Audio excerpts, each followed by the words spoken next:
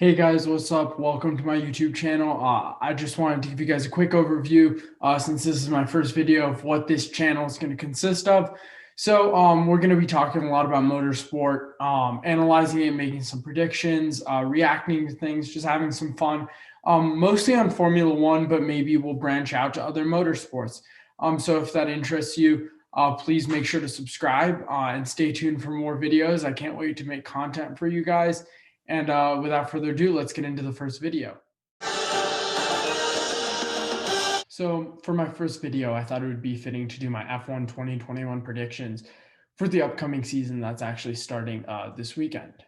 First, let's go into the Drivers' Championships. And in number 20, I have Nikita Mazepin. I really think Haas just is trying to survive until the new regulations are coming out. And Mazepin, obviously, he was strong in Formula 2, but not one of the strongest drivers compared, especially to his teammate Mick Schumacher. And he's really in there because his dad has sponsored the team. And I think with the Ferrari engine Haas has, they're just not going to have a strong season. And especially, I think he's going to be a rookie that's learning. And then in number 19, I have his teammate, Mick Schumacher. I really just think Schumacher is going to be really fast. And I think Mazepin will be fast as well. But I think Schumacher will get a few points, but just Haas isn't going to be anywhere close to that midfield battle. And they've stopped developing their car completely, just focusing on next year, which I think is smart because they have two rookie drivers who are also learning. In number 18, I have Antonio Giovinazzi. I was really surprised that Alfa Romeo kept him. Another team with a Ferrari engine, and we saw Ferrari engines really struggled last year. So I really think he as well is going to struggle with the car, as well as he hasn't improved. So I really don't see him improving again this season. And then in number 17, I have Nicholas Latifi. Latifi obviously had a very tough rookie season, didn't have the best car. I think Williams is going to take a step up with their car, be fighting with Alfa Romeo as they were last season, but have the upper leg this time. And I think Latifi is still learning, and I think he's going to improve. So that's why I think he's going to make that step up a little bit higher in the Drivers' Championship. And then in number 16, I have Raikkonen. I talked about why I thought Giovinazzi was going to be low because of the car, but as well as his skill. I think Raikkonen is probably going to be his last year in Formula One. I'd be surprised to see him continue. And I think he's really going to give it his all and push the car to the maximum and fight with the Williams. And yeah. In number 15, I have George Russell. Obviously, not the best point scorer. He had a lot of bad luck with his Williams, as well as when he was with Mercedes. But he's a great driver, and like I said, Williams I think is going to make a step up. So, yeah, and I see him scoring points this season again. In number 14, Yuki Tsunoda. Obviously, we saw how fast Tsunoda is in F2, Rookie of the Year there. I think he's really fast, but another rookie, and I think it's not an easy transition, obviously, to Formula One. So I think he's going to be really fast, but he's still going to be lagging behind some of the other drivers. In number 13, I have Fernando Alonso, and I know this isn't a very popular opinion. I just don't see Alonso coming back, being out of the sport for a year or two, coming back in. And that Renault, that Alpine, as they've rebranded, I don't see it being very strong. And I think he's going to struggle as well. In number 12, I have Pierre Gasly, another teammate of Yuki Tsunoda. And I think he's going to have a strong season. That AlphaTauri looked really good last season. I don't see them improving a ton, maybe a little bit.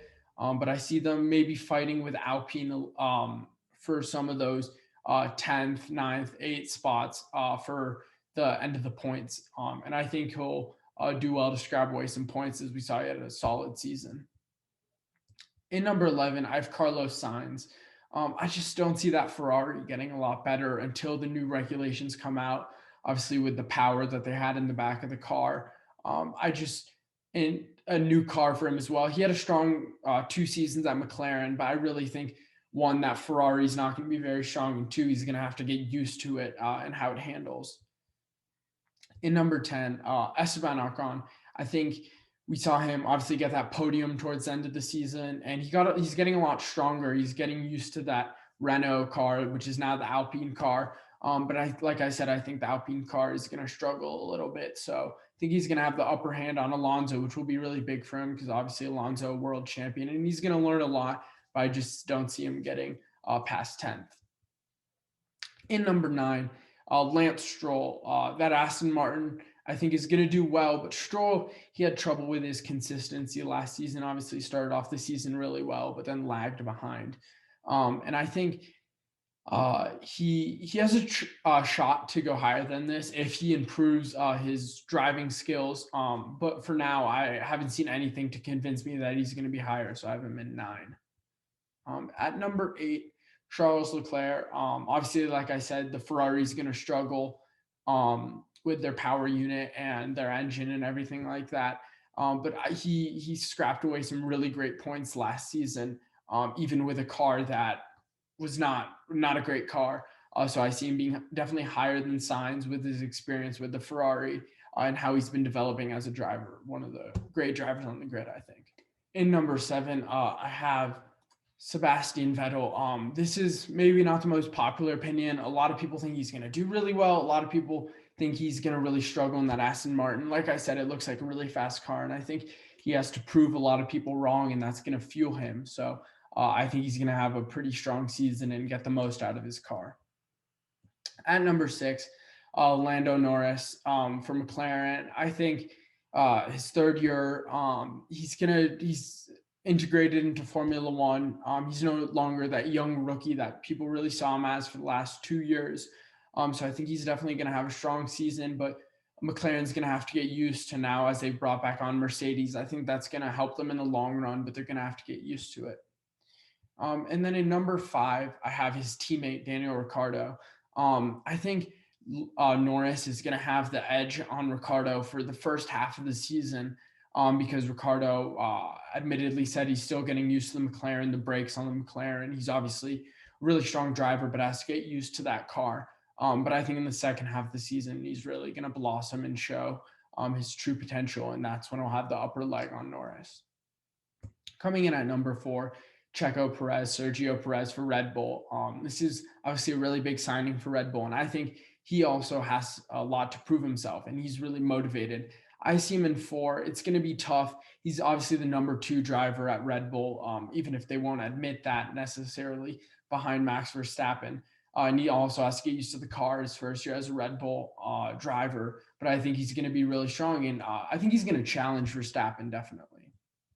Coming in at number 3, I have Checo's teammate Max Verstappen. Verstappen, obviously really fast, has proven himself, and he's really strong. I think they're not quite there to take it against the Mercedes, even though we saw in preseason testing the Mercedes stumbled a little bit, but I just don't see Red Bull really challenging Mercedes this year. I'd be happy to be proved wrong. That would make for a great season, but just don't see that really.